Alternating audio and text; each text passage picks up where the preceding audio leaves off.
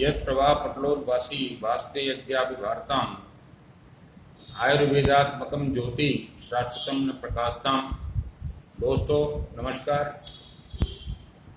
सुश्रुत आरोग्यम शाश्वत चिकित्सा व्यावर अजमेर के हमारे इस यूट्यूब चैनल के माध्यम से आज हम आपसे चर्चा कर रहे हैं, संवाद कर रहे हैं।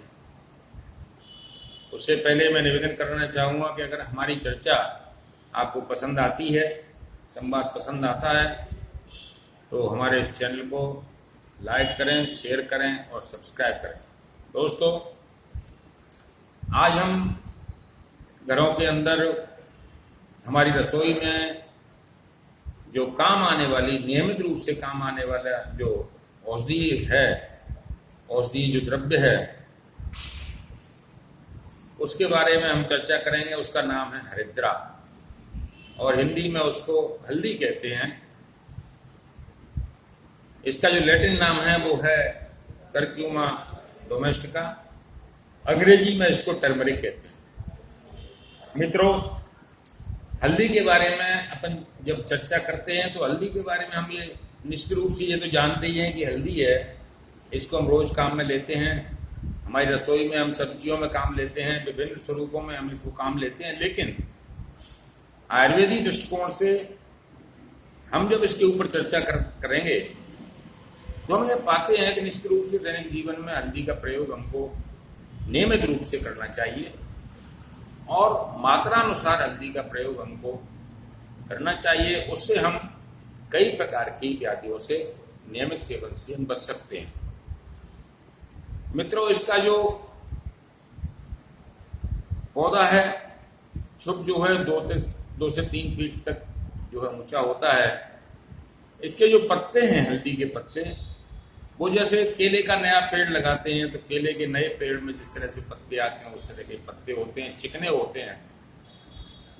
और हल्दी का जो कंद है, इसका कंद काम में आता है, कंद को ही हम काम में लेते हैं। तो कंद हमारा जो है, जिस तरह अदरक का कंद होता है, उसी तरह हल्दी का कंद है। अंतर इतना ही है कि इसको अंदर से छीलने पर, अंदर से निकालने पर ये पीले रंग का अंदर से निकलता है, चिकना होता है और पीले रंग का अंदर से कंद निकलता है। तो इसका कंद काम में लिया जाता है। कंद को सुखाने के बाद में हम चूर्ण काम में लेते हैं और जिसकी चूर्ण की जो मात्रा है वो 1 से 3 ग्राम तक चूर्ण की मात्रा है हमारी।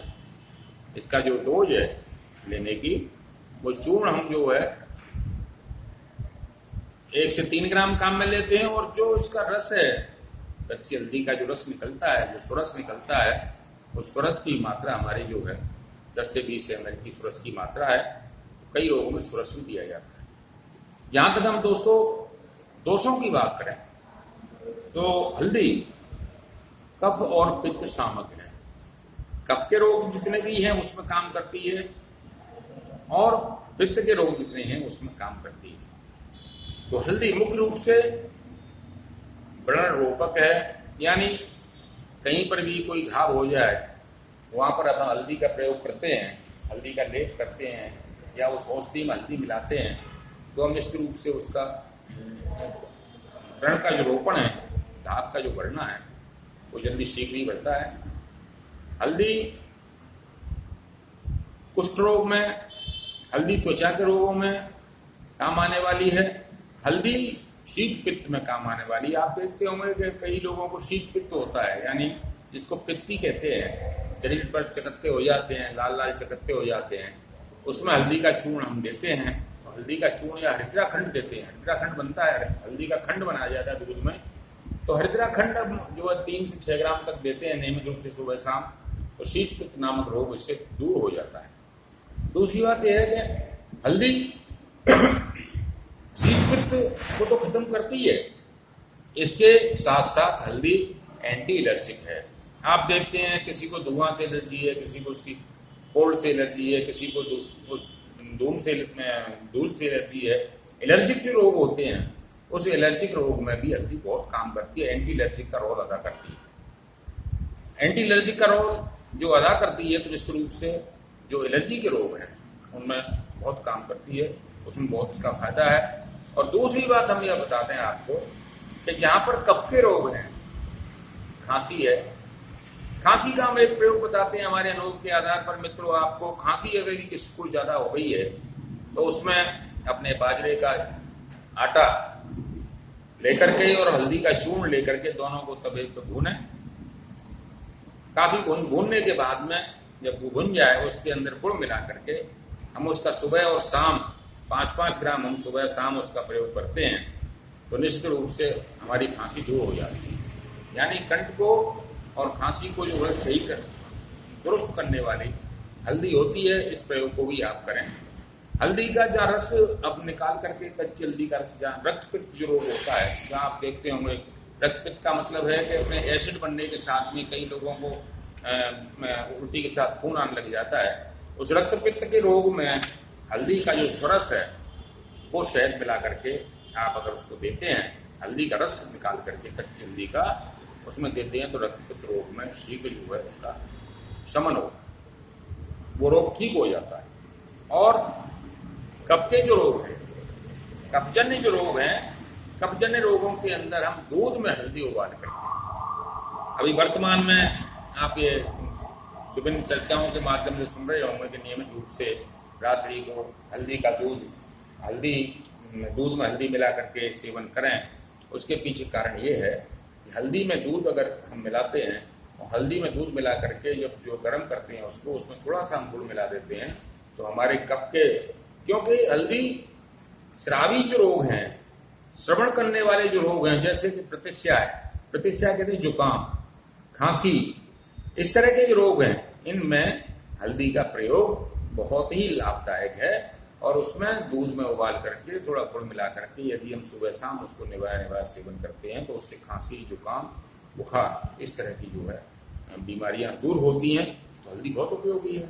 और हल्दी का, टर्मरिक का प्रयोग जहाँ पर हमें देखते हैं कि व्रण के जो उपाय हैं, जो व्रण के जहाँ उपाय हैं, एक मैं बात यहाँ कहना चाहूँगा आपसे कि चोट जहाँ लगती है, कहीं चोट लग जाती है, कहीं इंजरी हो जाती है, उस स्थान पर सूजन आ जाती है तो वहाँ पर एक आमिया हल्दी आती है। उस आमिया हल्दी को जो है लेप करेंगे। आमिया हल्दी को गर्म करने के बाद में उसमें थोड़ा सा घृत मिलाएं और घी मिलाने के बाद में और उस पर लेप करें। उस जहाँ जो पार्ट है जहाँ पर चोट लगी है उस पार्ट पर अगर लेप करते हैं तुरंत हमारी जो सूजन खत्म होती है। और वहाँ की जो चोट का जो दर्द है, वहाँ जो अपने को स्प्रेन हो जाते हैं, आपके स्प्रेन जितने भी हैं मांस पे, जहाँ पर मांस हट जाता है कई जगह पर, तो उसमें जो है हल्दी का लेप करना बहुत ही फायदेमंद है। उसे तुरंत आशातीत लाभ होता है। तो यूँ कहें हम कि हमारे जो है बॉडी के अंदर, हमारे शरीर के अंदर हल्दी के विशेष गुण हैं, बहुत गुण हैं। और इन गुणों के अंदर हम जो है आज की परिस्थिति में भी जहाँ पर हम जो इम्यूनिटी पावर बढ़ाने की जो बात कर रहे हैं, तो उसमें इम्यूनिटी पावर में यही है मित्रों कि ये एलर्जी से हमको दूर रखती है। तो जहाँ पर जो द्रव्य एलर्जी से दूर रखते हैं उन द्रव्यों के अंदर इम्यूनिटी पावर, क्योंकि एलर्जी इम्यूनिटी से पावर बढ़ाने वाले द्रव्यों से दूर होती है, उसमें इम्यूनिटी पावर बढ़ानी पड़ती है। तो इम्यूनिटी को जो पावर बढ़ती है उसमें हल्दी का प्रयोग बहुत ही लाभदायक है, एंटी एलर्जिक है। और आपके ये इसको हल्दी का प्रयोग विभिन्न स्वरूपों में मैंने आपको बताया है। अतः अपने घरों में सब्जी के अंदर निश्चित रूप से हम जो प्रयोग कर रहे हैं उसको 1 ग्राम से लेकर के 3 ग्राम की मात्रा हम जो है नियमित रूप से सेवन करें। और जब हमको ऐसा लगे कि हमको एलर्जी है या हमको किसी तरह का जुकाम है, खांसी है, तो हम हल्दी को दूध में उबाल करके और निश्चित रूप से उसको थोड़ा सा गुड़ मिला करके, जिनको डायबिटीज जो वो गुड़ नहीं मिलाएं लेकिन गुड़ मिला करके हम सेवन करेंगे तो निश्चित रूप से हमको खांसी के अंदर, जुकाम के अंदर तुरंत फायदा होता है, आशातीत लाभ होता है। इसका हरिद्राखंड नाम से हमारे औषधि बनती है आयुर्वेद में, वो हरिद्राखंड विभिन्न रूपों में हम जो उसको काम में लेते हैं। आशा है हमारी चर्चा आपको पसंद आई होगी। इसी के साथ धन्यवाद, प्रणाम।